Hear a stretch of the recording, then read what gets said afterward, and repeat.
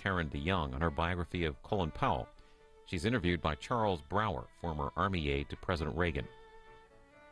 Tonight on Book TV, Warlord, former Marine Ilario Pintano on morality, American society, and the war in Iraq. Coming up at 10 p.m. Eastern, Executive Secrets, William Dougherty on covert action and the American presidency. And at 3:30 a.m. Eastern, a panel on the legality of Google's print program, which would make the books of major libraries available online.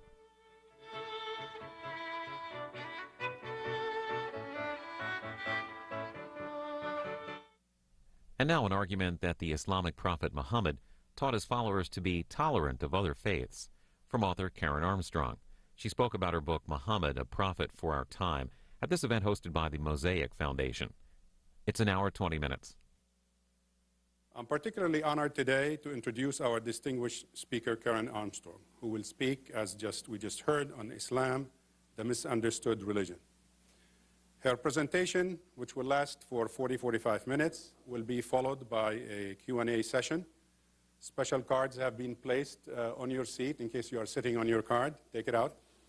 And these are the cards that you should use to write your questions. And toward kind of like the end, in about half an hour or so, if you have a question for Ms. Armstrong, please just raise your hand with your card, and one of the staff people will come to you and collect these cards and bring them out here to the podium.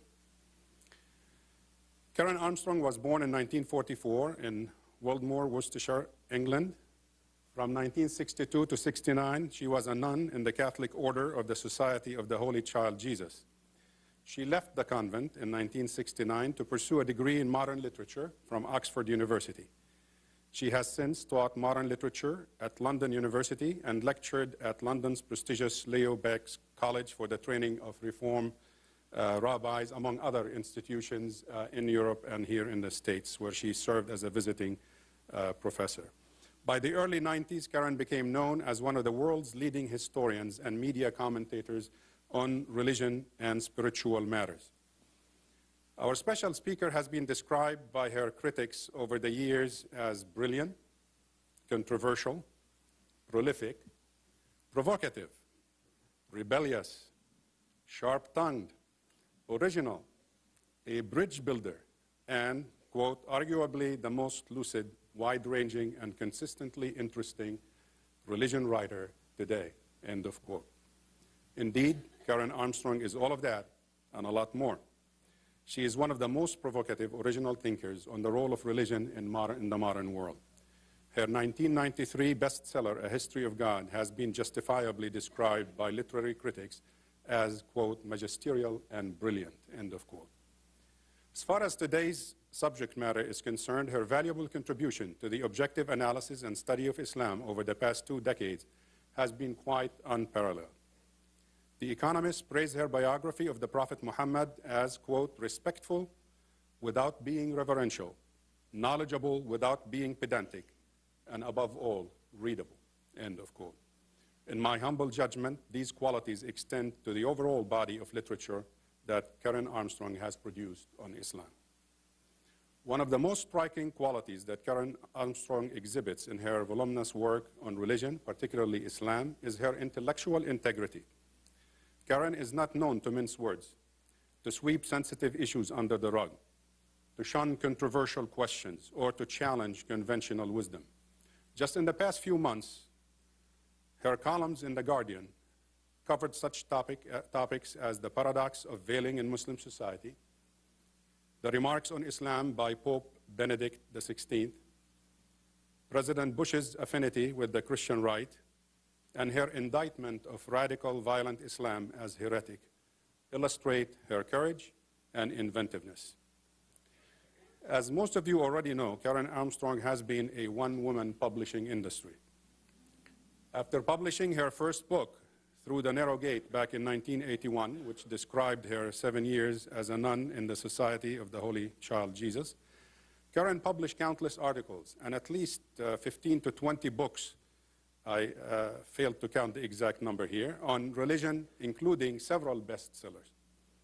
They include A History of God, From Abraham to the Present, The 4,000-Year Quest for God, Buddha, Islam, A Short History, the spiral staircase, and most recently, the Great Transformation, the beginning of our religious traditions.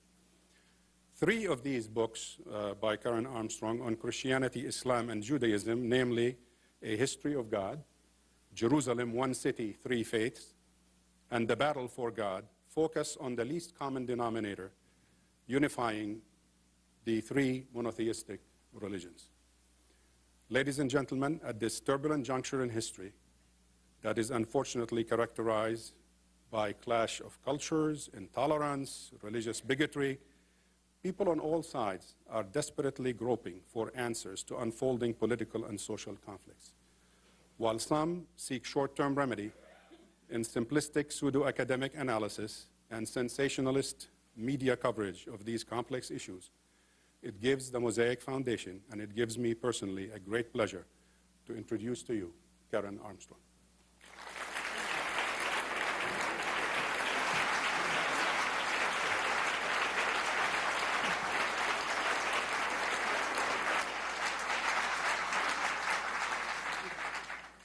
Your Excellencies, ladies and gentlemen, it's a great pleasure to be here with you, as we say at this turbulent juncture of history. How did I get interested in Islam in the first place? I was, after all, my ambition in life was not to write about religion at all, but to be a university professor teaching English literature. But after a series of career disasters, I found myself in television. And I said that once to Bill Moyers, and he said, "Oh, we take anybody." And I found myself in Jerusalem making a program about early Christianity. And there I had a sort of revelation, a personal revelation. Until that time, despite the fact that I'd had a very strong religious background, I found I knew nothing at all about either Judaism or Islam. I'd never thought about Judaism as anything but a kind of prelude to Christianity, and I'd never really considered Islam at all. But once you're living in the Holy City, seeing the 3 religions jostling, sometimes uneasily together around the same sacred sites, you become aware not only of the antagonism that has unfortunately developed between them, exacerbated by political factors, but also of the great affinity and connection that they have between them. So I started to study all 3. And I must say it was my study of both Judaism and Islam that brought me back to a set religion. Enabled me to see what my own tradition had been trying to do at its best. And I was increasingly disturbed to find the current opinion of Islam, we're talking way back in the early 1980s, was so much at variance with the facts. And this disturbed me for 2 reasons. One, I'd been trained at Oxford, and I'm sure that it would be the same of any of your great American universities too, always to see both sides of a question. That you couldn't just write an essay presenting one side of the question. You had to include and seriously consider the other side. You had to be prepared to change your mind. You had to be accurate and build your theories and ideas on the facts. And it offended me, intellectually offended me, to hear what people were saying about Islam, that it was an inherently violent, intolerant faith. It wasn't true. Second, it disturbed me because in Europe we have had a long history of bigotry. It was this kind of bigoted, lazy, prejudiced thinking that had led to the death camps in the 1930s, and we didn't seem to have learned anything from this dreadful catastrophe. And so I started to talk about trying to correct the stereotypes. And I found that our Islamophobia is very, very old in the Western world. It dates back to the time of the Crusades, a time when Europe was beginning to crawl out of the long period of barbarism known as the Dark Ages in the 10th, 11th centuries, and crawl back onto the international scene. And Islam and Judaism both became the shadow self of Europe, a symbol of everything that we hoped we were not and feared that we might be. And it was during the Crusades, for example, when it was Christians who were fighting brutal holy wars against Muslims in the Holy Land, that scholars in Europe in the 12th century began to describe Islam as the violent religion of the sword. It was a kind of projection of a buried worry about their own behavior. Jesus, after all, had in one gospel told his followers to love their enemies, not to exterminate them. And worries about the intensely un-Christian nature of their hatred and it made them push that religion of the sword onto the other. Also, at a time when the popes were trying to impose celibacy on the extremely reluctant clergy, Muhammad, the prophet, was described with a great deal of ill-concealed envy as a lecher and a sexual pervert. And Islam was described as a religion that had encouraged Muslims to pander to their basest instincts. And it was at a time when Europe was extremely hierarchical against the egalitarian ethos of the gospel, that Islam was described as giving too much power and respect to menials, to the lower classes and to women. So Islam was becoming the shadow self of Europe as we were trying to redefine ourselves, redefine a new style of Western Christianity, very different from the Eastern Orthodox Christianity.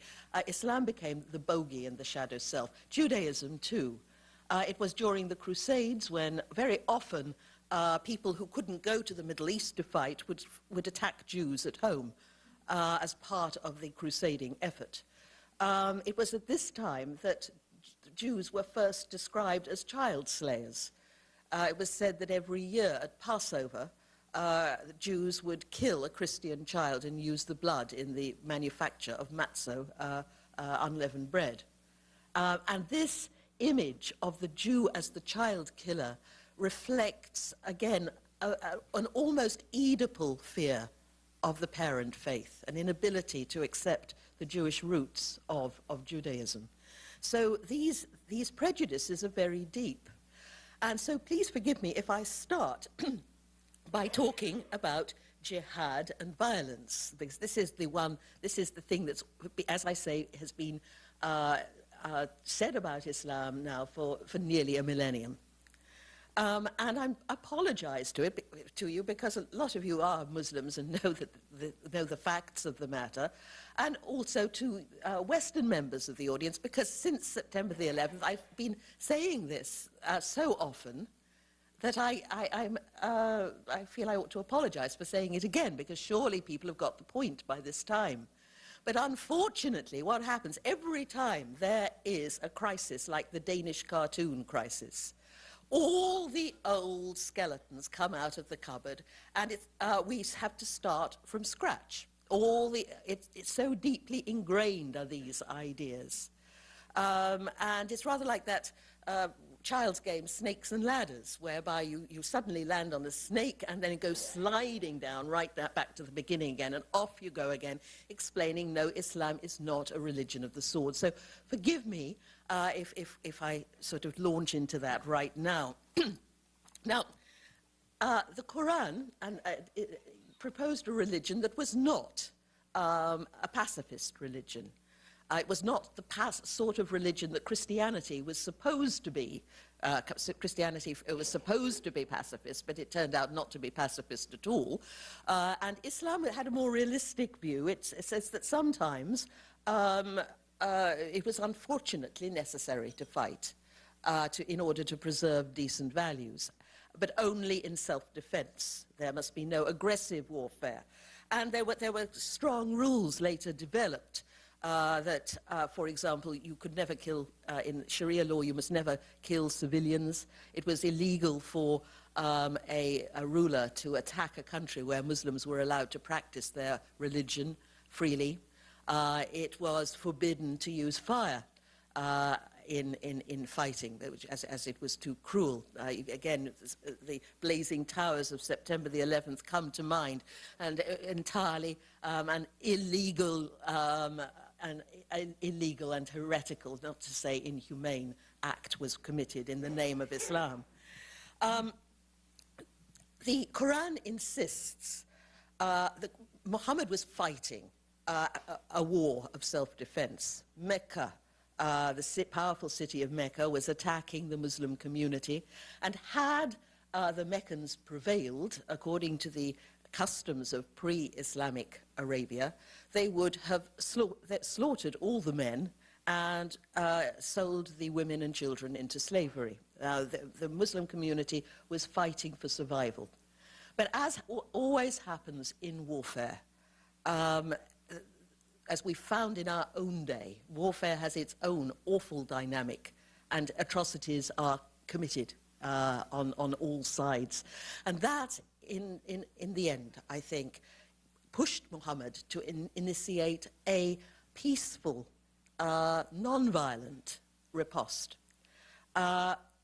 When the tide was just beginning in Arabia as a whole, though not in Medina, where he had a great deal of opposition, he announced to his followers that he wanted to make the Hajj pilgrimage to Mecca. Now, on the Hajj, as you know, you may not carry any weapons.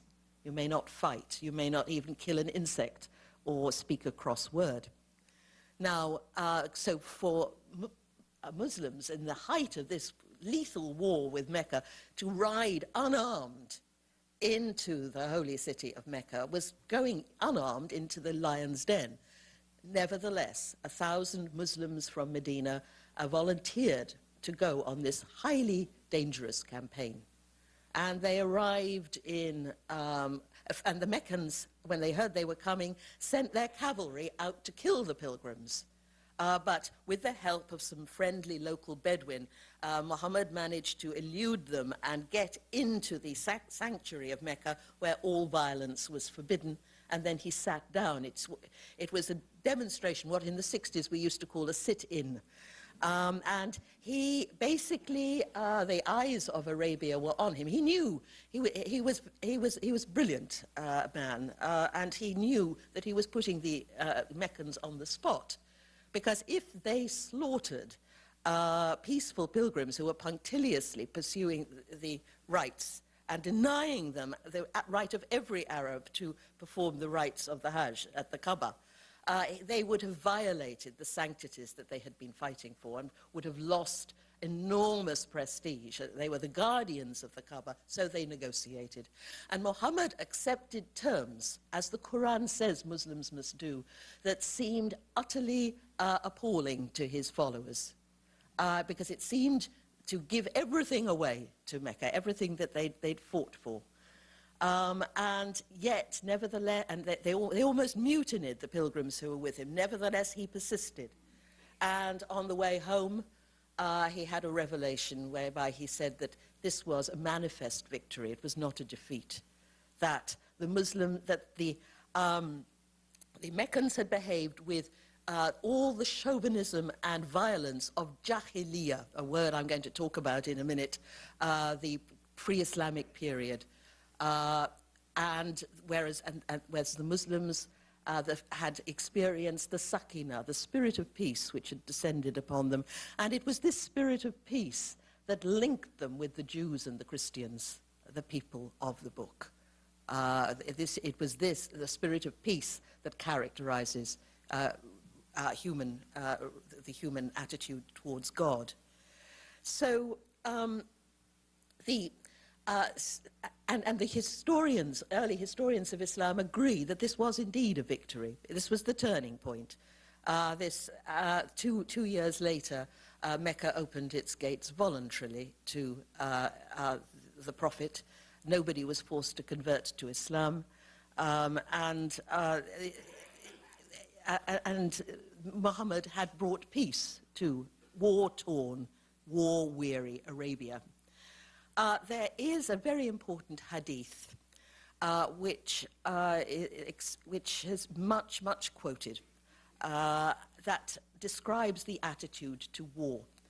It's said that on returning from a battle, a very important battle, Muhammad said to his followers, "We are returning from the lesser jihad," and that is the battle, and going back to the greater jihad, the greater struggle to reform our own society and our own hearts. Jihad, of course, she says wearily, having said this so many times since 9/11, does not really mean holy war, whatever the extremists or whatever the media tells us. It means effort or struggle or endeavor.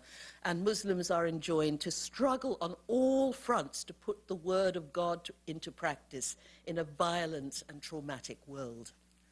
And sometimes it may be necessary to fight, but you must also engage in an intellectual jihad, a social jihad, an economic jihad to ensure that there's decency and justice in your society, a spiritual jihad as you struggle with the egotism and hatred that mars human relationships. Now, the so-called wars of conquest need to be addressed. After Muhammad's death, the leaders of Islam, the Arabs, came out of the peninsula, and at a very extraordinary moment, the great powers of the region, Persia and Byzantium, had been at war with one another and were both destroyed and exhausted by this war effort. And they just keeled over before the Arab armies. Much to their surprise, they soon found they had an empire that stretched by 100 years after the Prophet's death from the Himalayas to the Pyrenees. But these wars at the time, had no religious significance. The people who were waging these wars were politicians.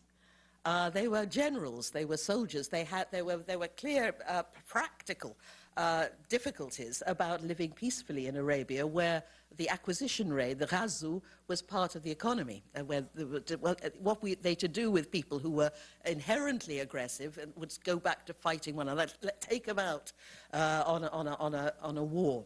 Wasn't until later that these wars were regarded as somehow sacred. And nobody in the subject world was forced to convert to Islam. In fact, for the first 100 years after the Prophet,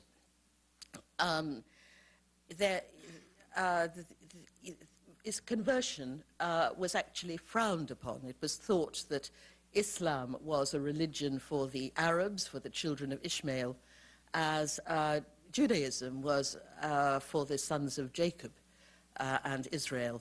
And Christianity was for the followers of Jesus. And this brings me to my next point, that is the extraordinary pluralism of the Quran. It was one of the things that first drew me to Islam. We're always being told that Islam is an inherently not only violent but also intolerant religion. The Quran insists that there must be no compulsion in religious matters, but also that all religious, rightly guided religion comes from God. The prophets of the Jews and Prophet Jesus is honored and respected. You cannot be a Muslim unless you also acknowledge the prophecy of Jesus, Moses, Abraham. And there are Muslim scholars today who say that had the Arabs known about the Buddhists and the Hindus, or indeed the Australian Aborigines or the American Indians, the Quran would have praised their religious leaders too, because every people on the face of the earth has been sent a prophet from God and a scripture in their own language according to their own cultural tradition. Crucial to this is the story of the night journey, the archetypal spiritual experience of of Muslims. Sufi spirituality is based on this story of Muhammad's night journey to Jerusalem and his ascent to heaven. You know the story, of course. One night, Muhammad was sleeping beside the Kaaba, and he was conveyed, perhaps in spirit, to Jerusalem, to the Temple Mount. And there he was greeted by all the great prophets of the past who welcomed him into their midst, and he asked the Prophet Muhammad to preach to them. And then he ascended like a Jewish mystic through the seven heavens to the divine throne, meeting on the way other great prophets, Adam, Moses, with whom he conversed about the number of times Muslims should pray. And Moses thought Muhammad wanted them to pray sort of like 10 times a day, and Moses said, don't even go there, this is quite unrealistic, and kept sending Muhammad back to God to get the number of obligatory prayers reduced. Now, the importance of this story is it's a story of pluralism. It shows, first of all, Muhammad yearning to bring the Arabs who felt left out of the divine plan because they hadn't had a prophet before, to bring the Arabs from far off Arabia right into the heart of the monotheistic family there in Jerusalem. And the prophets listened to one another. The prophets of the past don't revile Muhammad as a charlatan, and he doesn't tell them that, you know, he's superseding them all. It's absolutely clear that they listen to one another, another's insights, and the prophets are all brothers. All of them, whoever they may be, this vast multitude of messengers from God. And the fact that this is the archetypal spiritual experience of Muslims, it gives an indication of the path that we all have to make when we return to the divine source of our being. The fact that this pluralism is built into this archetypal, paradigmatic, spiritual experience shows that pluralism is essential to the Quran, and this is the voice of Islam that we want to hear in the world today, to counter that, the voice of the extremists. Now, constantly in the Quran, in an English translation, we're hearing dreadful things about infidels, or unbelievers. This is a very bad translation of kafirun or jahilun. Kafir is not an unbeliever as such. I mean, the people whom Muhammad was criticizing as kafirs were, in fact, they believed their theology was quite correct. They believed, all right, that Allah had created the world. The trouble was they weren't acting on this belief. Kafir means ungrateful. It has the connotations of somebody who is proud, self-sufficient, and when something is wonderful is offered to them, almost spits in the face. There were a lot of Meccans who were highly contemptuous of Muhammad's message. And the same with Jahiliyyah. Jahiliyyah is a term used by extremists. And it's also used frequently to describe the pre-Islamic period in Arabia, before the coming of the Prophet. And it's usually translated the age of ignorance. Now, Jahil does have connotations of ignorance, but it also means irascible, violent, chauvinist. Somebody who thinks that his sunnah, his way of life, is superior to everybody else's. Somebody who feels who believes in the preemptive strike and doesn't wait to be attacked first. Now, there's an awful lot of jahiliyyah around at the moment, not only in the Muslim world, and not only in the religious world either. Now, when Muhammad is talking about, Muhammad is a general, and in some of these passages he says, go after the kafirun, go after the jahilun, go after them. Now, when a general is dispatching his troops into battle, I'm sure this is happening in Iraq every day, the American and British generals do not tell them, look, guys, go in there and turn the other cheek. A general will urge his troops on. But at the end of these adjurations to fight bravely in battle, the Quran nearly always finishes up saying, but forgiveness is better for you, peace is better for you. The moment the enemy asks for peace, lay down your arms, etc. And those are not quoted by either the extremists or the enemies of Islam. It's like people who, Christians who support the idea of capital punishment, by saying the Lord Jesus says an eye for an eye and a tooth for a tooth. They're omitting to mention that Jesus goes on then to say, but I say to you, love your enemies, don't retaliate, don't judge. So when the Quran insists that you must not quote things out of context. You must always wait and see how each verse, each revelation, each ayah fits in with the whole. So you must always see the things whole. Now, so Muhammad was not giving a blanket approval for Muslims everywhere to slay unbelievers, people who don't follow Islam. This was a very small community, and the Quran knew the first Muslims knew exactly who Muhammad was talking about. They were people like Abu Sufyan, Abu Jahl, their kinsmen, people known to them all in Mecca, with whom later Muhammad made peace. So it was rather like in Mrs. Thatcher's day, there were a bunch of Conservative members of Parliament in Westminster known as the Wets. Mrs. Thatcher called them, wet. A British idiom for, feeble and feeble-minded. And everybody knew exactly who those Wets were. Similarly, on John Major's time, if you'll excuse the not very polite language, there were a whole bunch of other Conservative MPs known as the Bastards. And everybody knew these 3 or 4 people and it's the same in the Quran. This is not a blanket command to go and slaughter anybody who doesn't accept Islam. This was, people knew who these kafirun were. And later there was peace with them. And some of these kafirs accepted very high office indeed in the Islamic community. Now, there is so much to say. I can't dwell too much on the position of women, another of those endless chestnuts. I just say in passing that none of the great world religions has proved to be very good for women. And some of them, like Christianity and Islam, start with a very good message for women. And then a few generations later, the men hijack the faith and drag it back to the old patriarchy.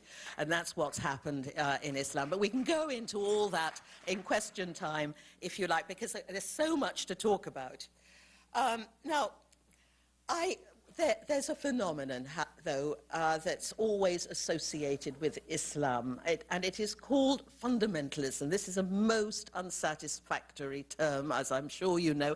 Doesn't apply well to Muslims. It was coined by Christian Protestants at the turn of the 20th century, to describe their reform movement. They were going back to the fundamentals of Christianity, they say, but this doesn't translate well into Arabic, and people, quite understandably, resent having this Christian Western term foisted on their movements.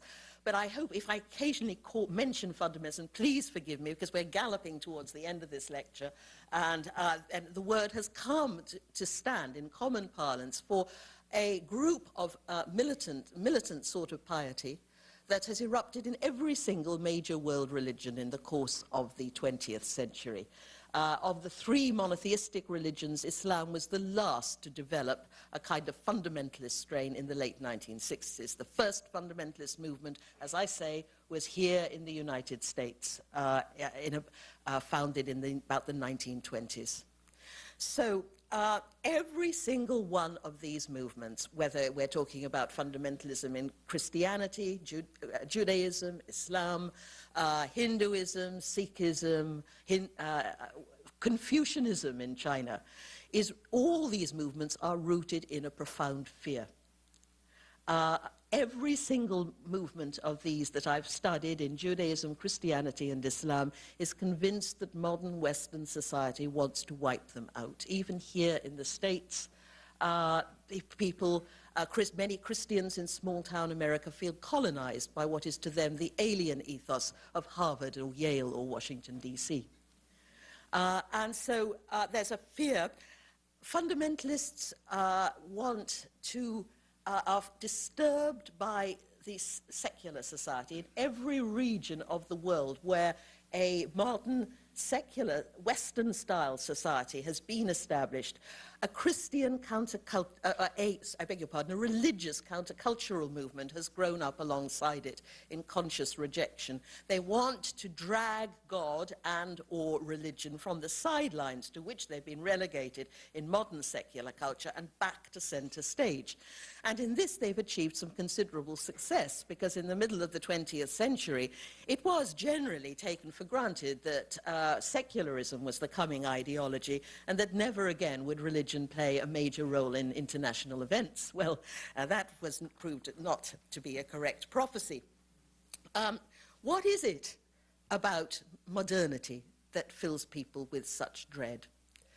In the 16th century, the countries of Western Europe began to create an entirely different kind of civilization, one that had no precedent in world history. It was based on a different kind of economy. Instead of relying on a surplus of agricultural produce, which you could sell and trade with and to fund your cultural enterprises, the new Western society was increasingly based on technology, on the technological replication of resources and the constant reinvestment of capital.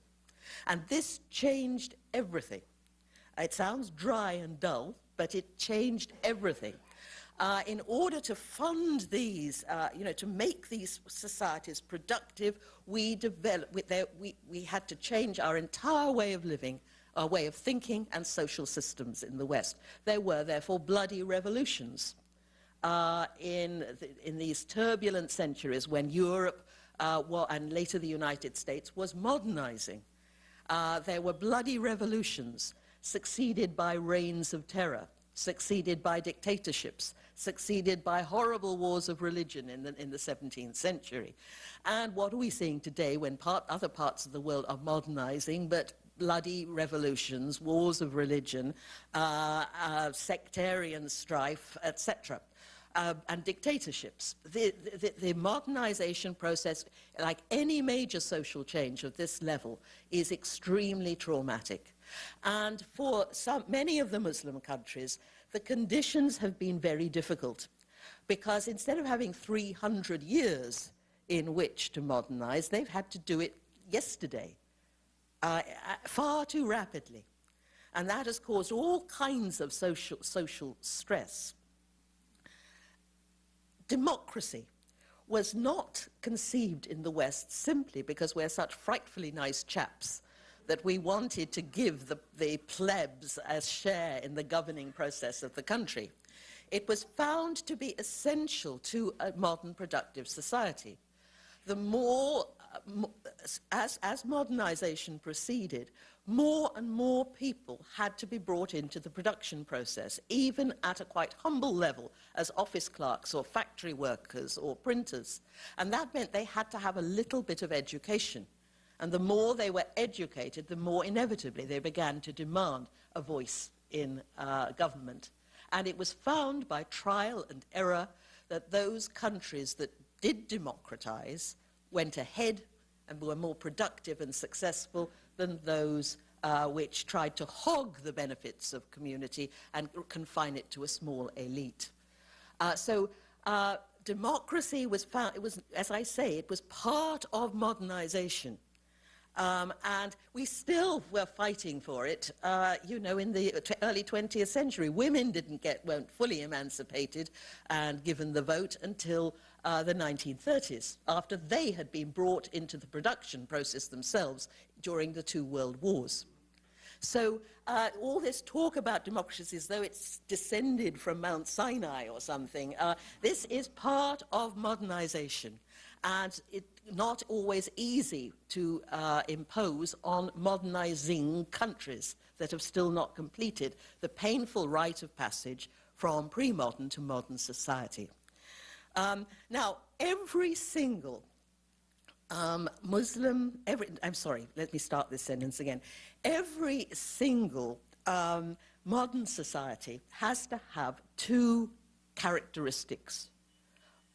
The modern spirit has to have two characteristics, and however many skyscrapers or computers or fighter jets you have, if you don't have these two mental qualities, you're not really modern.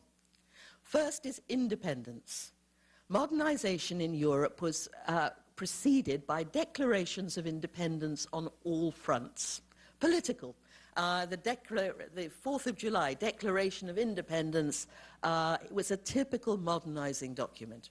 Religious, Luther, for example, declared independence of the Roman Catholic Church. Intellectual, and inventors and scientists demanded the freedom to think for themselves without being supervised or penalized by the hierarchical church.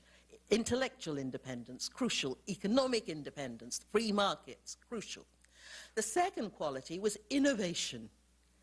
Even though it was very traumatic, the process of modernization from the 16th to the 19th century, causing great suffering and warfare as we modernized, it was exciting because we were always doing something new, achieving something fresh, pitting ourselves against unprecedented problems and coming up with wholly novel solutions. Now, in some of the Muslim world, the new modern economy and modern society did not come with independence, but with colonial subjugation. Colonial, so instead of independence, you have dependence. And instead of innovation, you have imitation, because we were so far ahead, you could only copy us. And this means that the wrong kind of ingredients have been going into some of these societies.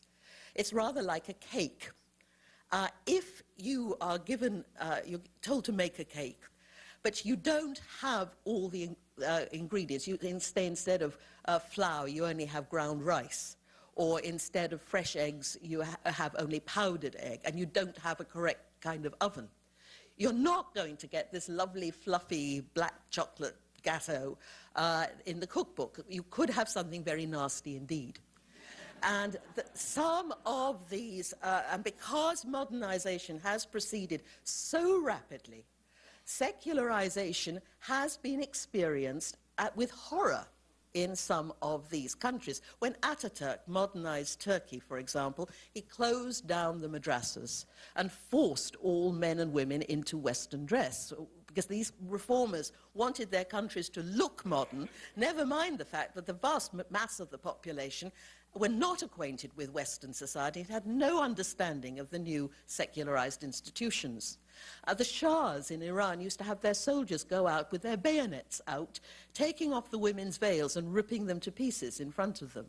On one occasion, Shah Reza Pahlavi gave his soldiers in 1935 orders to shoot at hundreds of unarmed demonstrators in one of the holiest shrines of Iran who were peacefully protesting against obligatory Western clothes.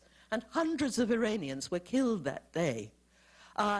In Egypt, President Nasser interred thousands of members of the Muslim Brotherhood. Often, these young men had done nothing more inflammatory than handing out leaflets or attending a meeting. But in these prisons, they developed what we call a fundamentalist ideology. One of the people who was in one of these prisons was Said Qutb, who is the founder of a lot of the Osama bin Laden follows his kind of school of thought. And when he looked around this camp, he went into the camp as a moderate. When he looked around this camp and heard at the same time Nasser vowing to secularize Egypt on the Western model, separating religion and politics, secularism did not seem lovely. It seemed jahili. It seemed barbarous and aggressive and evil. But interestingly, Sayyid Qutb did not declare war on the West. All these movements begin as inter-religious movements, fighting against their own people, their own fellow countrymen, and only at a secondary stage, if at all, do they turn against a foreign foe. Now, it's very important to note that these movements, whether they're Christian, Jewish, or Muslim, are not orthodox. They are, we often say, obviously, with people like Osama bin Laden around, this proves that Islam is a violent religion. These movements are unorthodox. Indeed, they're anti-orthodox. They are highly innovative. If you look at the Christian right, for example, who here in the States, who've got this idea about rapture, that people are going to be taken up into heaven and watch the tribulation of the last days, and then Antichrist will descend to earth and slaughter all the Jews, etc. This is an entirely new novel interpretation of the Book of Revelation. I'm afraid it was launched on the world by a Brit. But it has to be said for my own people that he had no takers in England, but he did very well when he crossed the Atlantic and came to the United States. But you could define this rapture as heresy. It is utterly at variance with new. Similarly, Ayatollah Khomeini was highly unorthodox as a Shiite for centuries.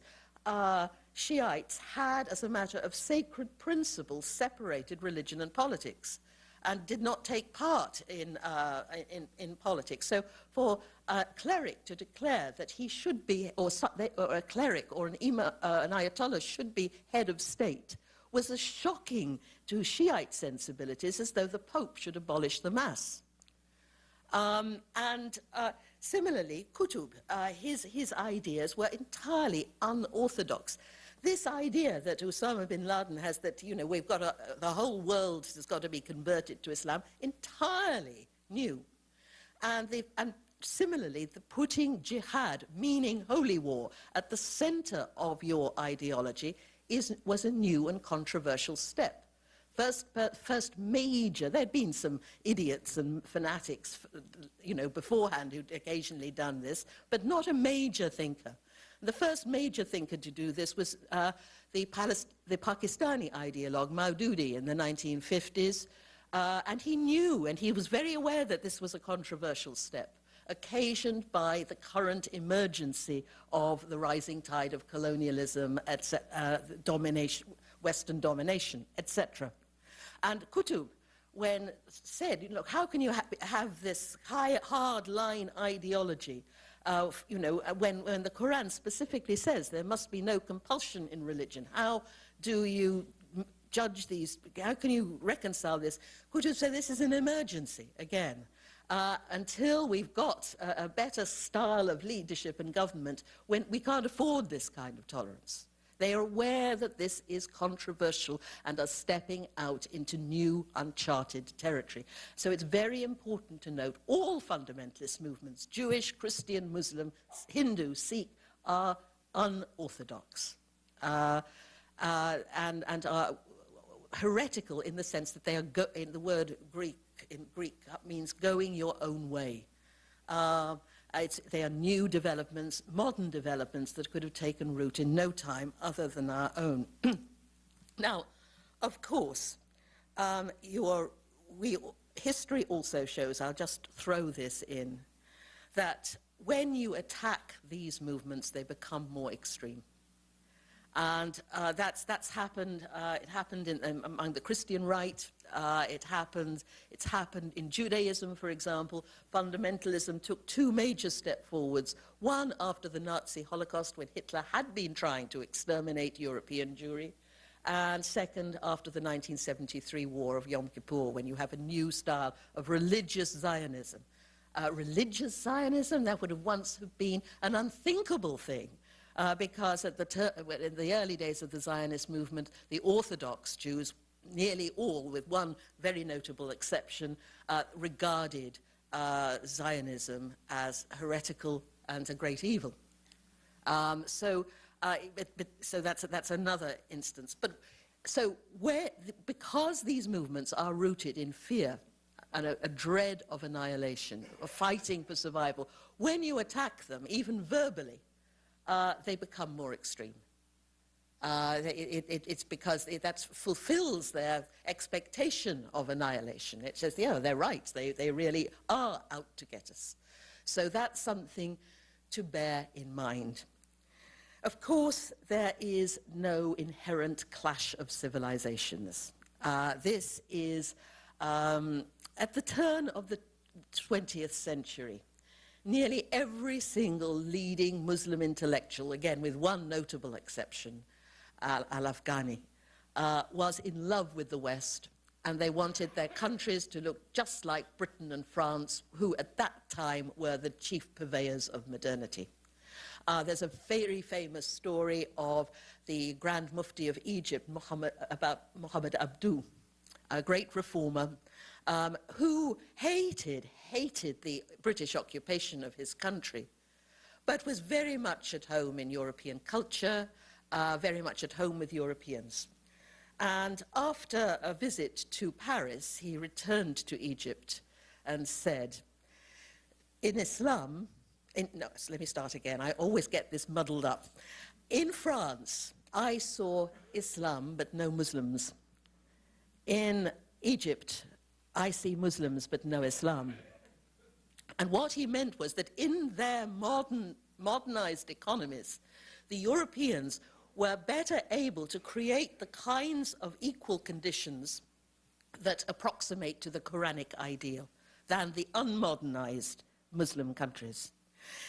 In Iran, secular intellectuals and leading clerics in 1906 joined forces to demand a constitution and representational government, a constitutional revolution. And they got their constitution, but unfortunately Parliament was never able to function properly until after the Iranian Revolution, because a couple of years after the revolution, the British discovered oil in Iran, and they weren't about to allow an Iranian parliament to scupper their plans for Iranian oil, which they used to fuel the British Navy. But nevertheless, after the constitution had been achieved, the leading Ayatollah, one of the leading Ayatollahs at that time living in Najaf, said that the new constitution was the next best thing to the coming of the Shiite Messiah, because it would limit the tyranny of the Shahs, and therefore it was a project worthy of the Shia. And it's poignant to look back on this early enthusiasm. Muslims saw and understood the whole democratic, representational ideals of modernity and recognized it as deeply congenial with their own traditions. Unfortunately, politics, especially our foreign policies, wrecked this. The question of Palestine, for example. And we have to see, it's important to say that fundamentalist movements, I'm sorry about this word, but we are coming to the end, are not inherently violent. of the people who take part in these groups and ideologies, only a tiny, tiny proportion take part in acts of terror and violence. Most are simply trying to live what they regard as a good religious life in a world that seems increasingly hostile to religion. But there has been, for good or ill, a religious revival in the second half of the 20th century. There's certainly one going on here in the United States. Western Europe is the only place that is resisting this trend, but we are beginning to look endearingly old-fashioned in our secularism here. We're a bit old-fashioned and losing it. The rest of the world is showing that they want, in all kinds of ways, some good, some not so good, some, as the Buddhists would say, highly unskillful, some even lethal, are showing in all kinds of ways that they want to see religion reflected in public life. Very often these movements can be described as a new form of nationalism, a new form of patriotism. That's certainly true of the Christian right, who have a very different ideal from that of Thomas Jefferson, for example. They want to see not a secular nation, but a Christian nation here. Religious Zionism in Israel is deeply patriotic and sees the secular state of Israel as sacred and holy. And similarly, in the Muslim world, where nationalism was a foreign idea, and actually not a very good idea of the 19th century in Europe. I mean, nationalism, we're retreating from it in Europe at the same time as we're foisting it on other parts of the world. It caused 2 major world wars, this kind of national jahiliyyah, chauvinism. The people who have never felt in tune with the nationalist ideal are trying to find other religious pre-colonial ways of expressing their identity. Furthermore, however, when violence becomes entrenched in a region, where warfare becomes chronic in a region, as, say, in Palestine, Israel, in Afghanistan, in Pakistan, in all that troubled region which had the trauma of partition, this is where religion becomes violent. Warfare and violence affect everything that we do. If you're living, say, in Gaza or Afghanistan, and every day you see shootings and soldiers and tanks and bulldozing and suicide bombing, this is going to affect your relationships, your aspirations, your dreams, and it's going to affect your religion too. In these societies, religion gets sucked in and becomes a part of the problem, distorted, because very often these movements, in their anxiety to defend their tradition, often distort it in a gross and terrible way. What we need on all sides, we need several things. We need to learn to listen respectfully to other people's narratives. There are an awful lot of competing narratives in the world at the moment.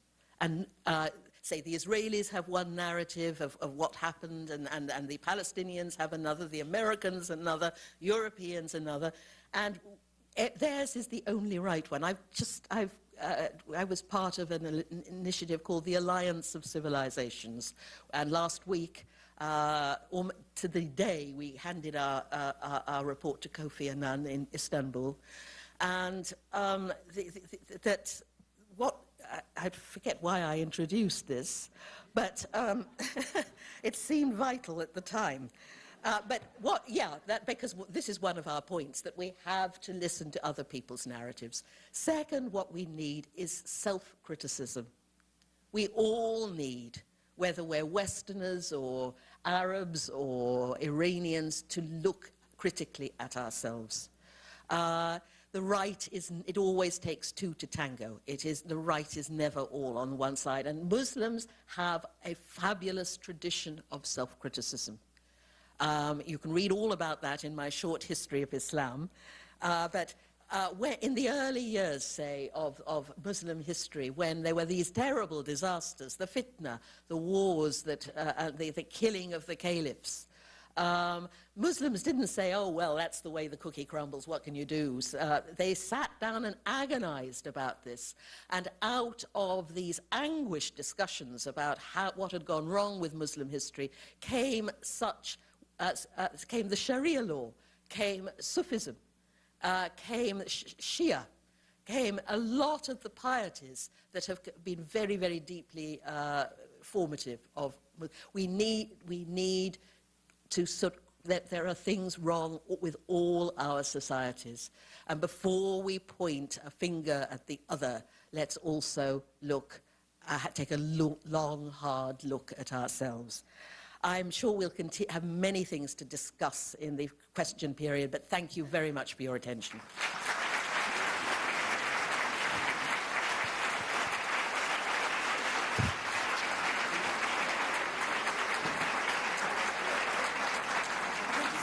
Sure. Thank you, Karen, for your eloquent presentation. Karen has graciously agreed to spend the balance of our time for the next 20 minutes answering your questions. If you have a question, please pass your card. If you care to identify yourself, I think it would be better. And I'll be glad to present your questions to our guest speaker.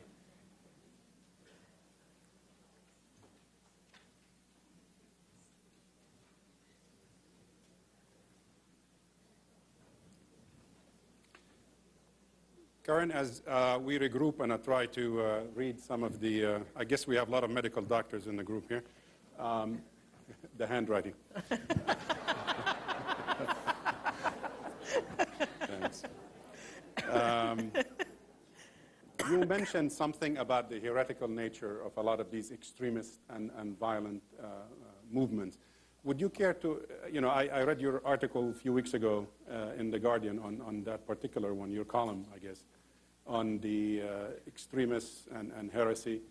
Would you care to comment a little bit more in terms of in what respect is it heretical within Islam to have these types of violent or extremist movements? Well, as the Quran makes it quite clear, and so does Muslim law, the killing targeting of civilians is unacceptable. To take one life is to kill the whole world. The ethos of Islam was a yearning towards peace and non-violence. And the idea that everybody has to convert to Islam, that it's the only religion. This, again, is really not consonant with Quranic teaching, which has such respect, and there has been such respect in the Islamic tradition as a whole. And the thrust of Islamic government has been coexistence. In Jerusalem, for example, under the Muslims, Christians and Jews lived in a harmony that was not Shangri-La, but it was light years better than anything we've got today.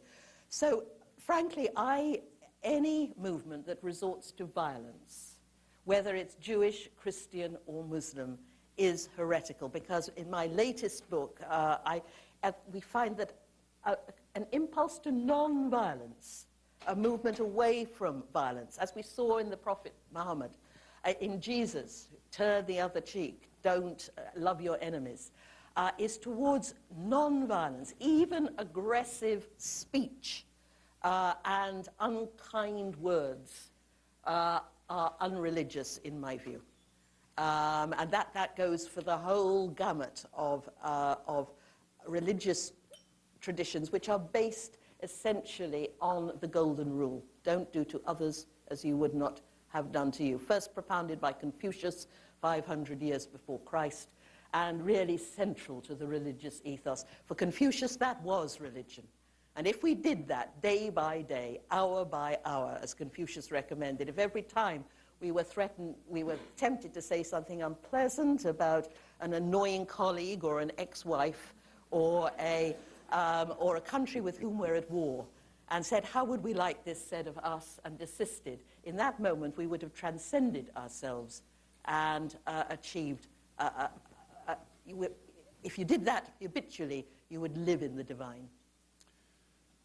Muhammad asks, what should American Muslims do to help non-Muslim Americans understand Islam and tone down, hopefully, Islamophobia in this country? What would you advise? Well, what a question. I know it's very... what is really needed is better media coverage in this country of... Have you seen Glenn Beck? No, I haven't. Thank God. Yes, okay.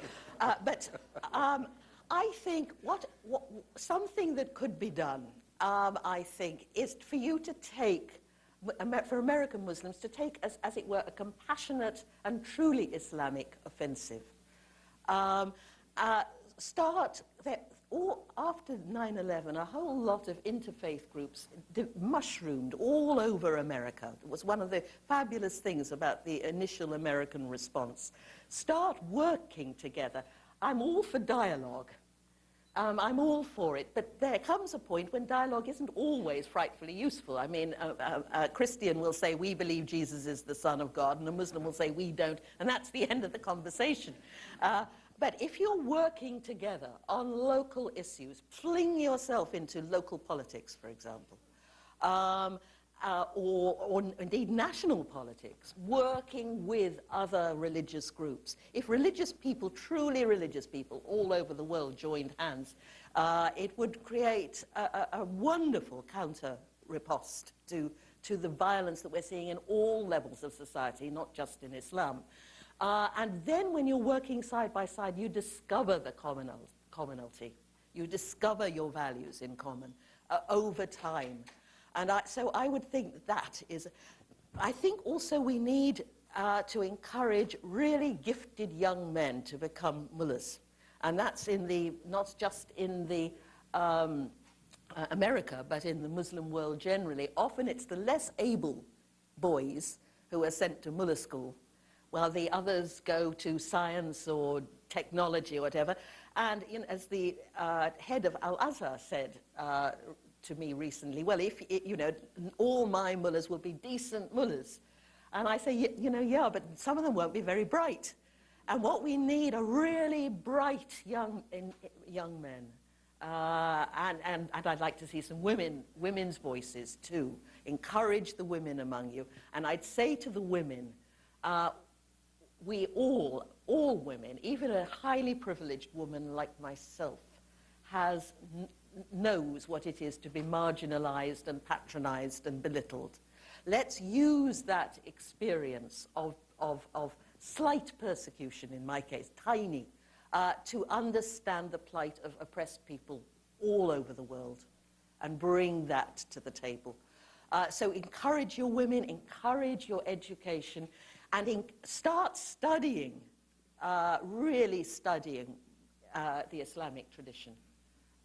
Study its depth, its complexity, its multifariousness, not just picking out a few verses from the Quran here and there and tossing them around as in a sort of spiritual tennis match. Because that's the way we're all reading our scriptures now, in this piecemeal way, and we need really... Studying is important, and speaking out on issues of justice for all, not just for Muslims. It's hard to be creative when you feel under attack.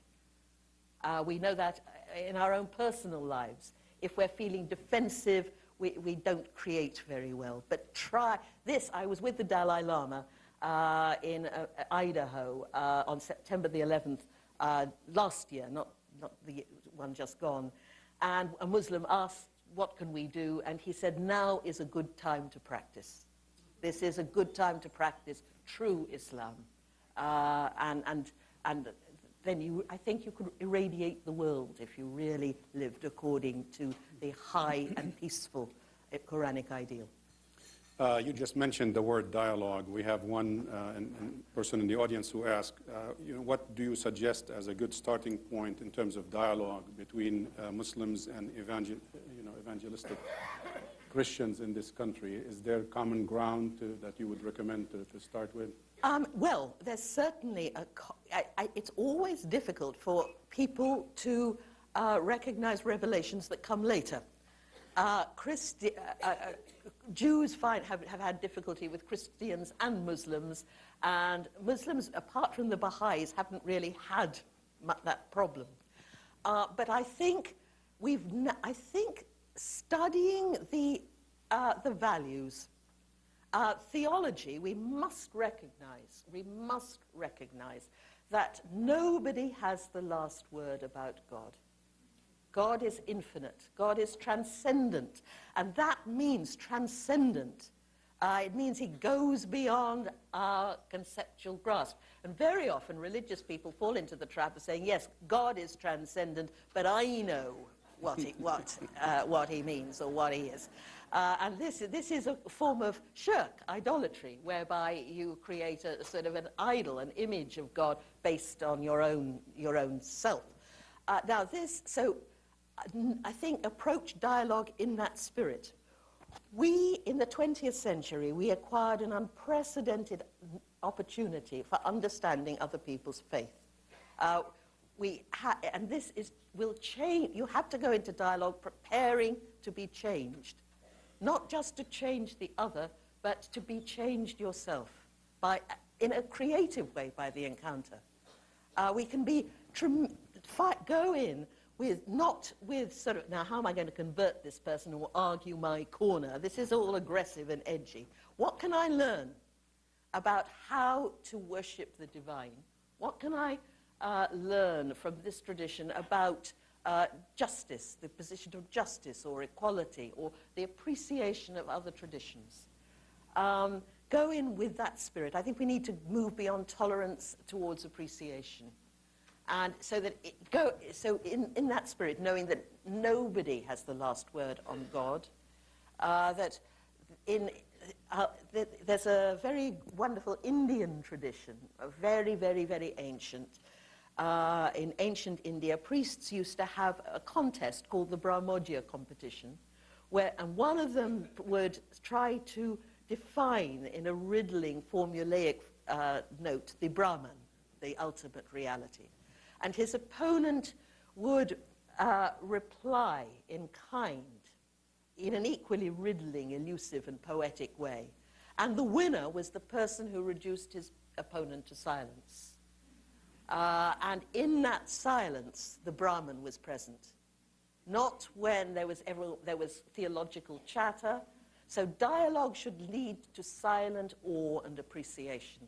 And I think if we go in with that attitude, then I think we'll all be enriched. Don't go into it in an antagonistic spirit.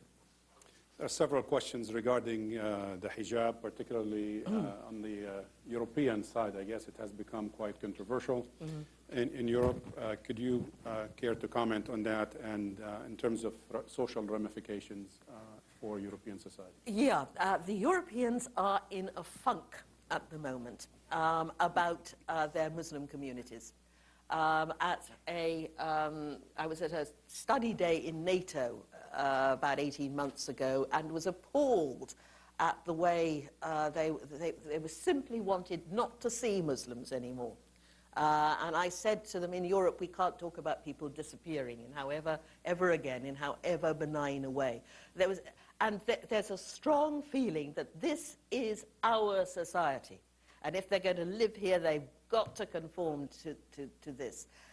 I said to them, look, now you're beginning to understand in a tiny, tiny way what it was like for the colonized people when the Europeans came in with power and changed those societies forever. There's no way that you'll use that to appreciate the hurt and disruption. But there's this very aggressive mood at the moment. Now, Jack Straw has recently come out against the niqab. I've been racking my brains. I don't think I've ever seen a niqab in London. I mean, maybe a few here or there in Bradford, but it's a tiny proportion. But it was a very clever ploy because it stopped everybody talking about Iraq for a while, and instead they could all get on their high horses, all the pundits and feminists, and to start talking about the hijab. Europeans as I say, they're in a funk. And they've got to realize that really history shows that when women are forbidden to wear the veil, they rush in ever-increasing numbers to put it on. If you really want to promote understanding, as Jack Straw says, don't attack the veil. It was Lord Cromer in Egypt who denounced the veil, who made the veil a controversial issue in the first place. This kind of intervention has only made matters worse. And there are all kinds of ways of reasons for women wearing the veil. I myself spent my youth very heavily veiled as a nun, and nobody ever asked me to take it off. But when my order was founded in the 1840s, shortly after emancipation, when the nuns wore their religious habits and their veils in the streets of London and other places, they were pelted with rotten eggs. And people in Britain had the same fears about Catholics as they have now about Muslims. That Catholics were a fifth column in society. They were an immigrant community. Most of us came from Ireland originally. They would never be assimilated into British culture. They were associated with tyrannical and corrupt countries and governments abroad, Rome and all Spain and all these dreadful places. So, but now we've got over that, and nuns took off their habits because they felt at home. I think nobody should be forced to wear anything he or she wants to. Either there's nothing sacred or even particularly becoming about Western dress per se.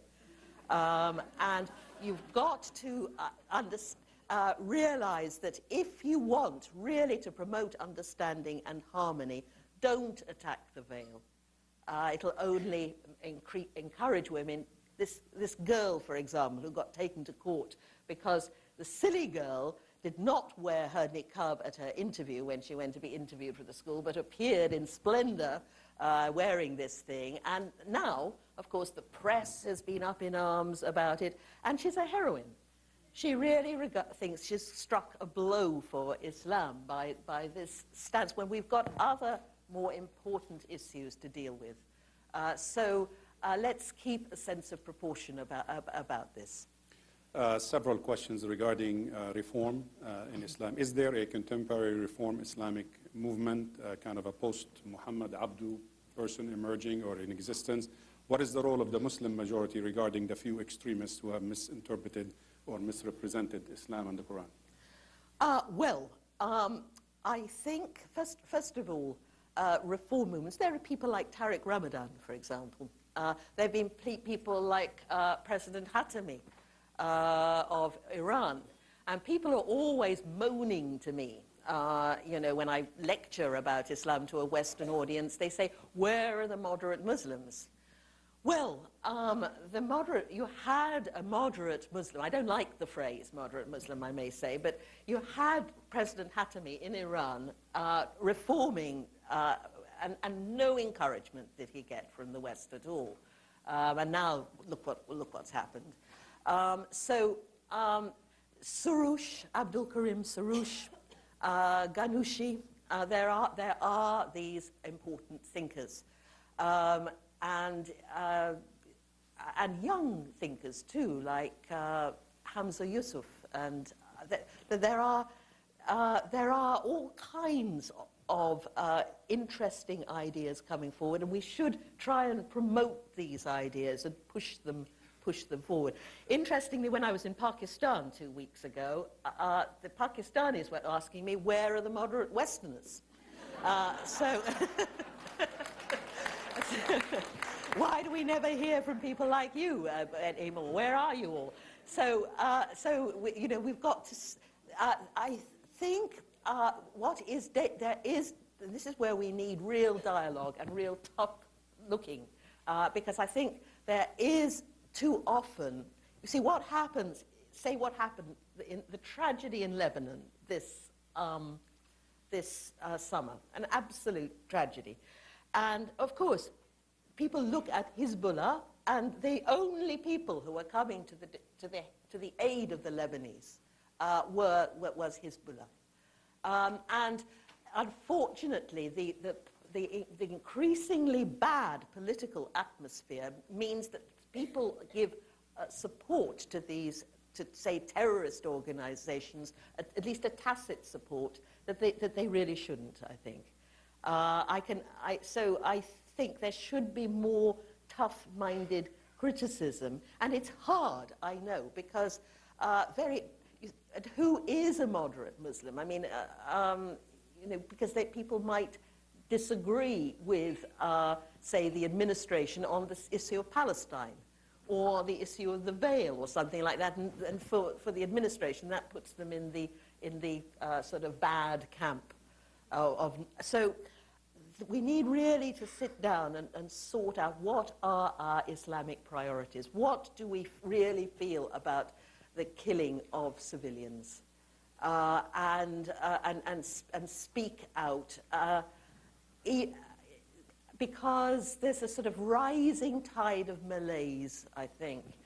Certainly in Britain, I look at our homegrown British bombers who are watching the news, watching Abu Ghraib, Guantanamo, Palestine, did this abominable action, but also not helped by their mullahs, not helped by British society, feeling ostracized and deprived. When malaise sets in and people feel there's no hope, and that nothing, and lose faith in ordinary, traditional, conventional politics, which never seems to go their way, that's when you can have a slide into condoning things that really we shouldn't condone. But it's hard. This is a real jihad. It's a real